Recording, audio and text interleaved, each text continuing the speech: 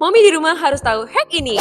Musim hujan gini emang bikin si kecil jadi rentan batuk dan pilek ya, Moms. Kalau dulu aku sih suka bingung banget ya. Tapi sekarang udah nggak bingung lagi nih semenjak ketemu hack yang satu ini. Jadi ketika si kecil batuk pilek, lifesaver buat anak aku adalah telon habi aromatik.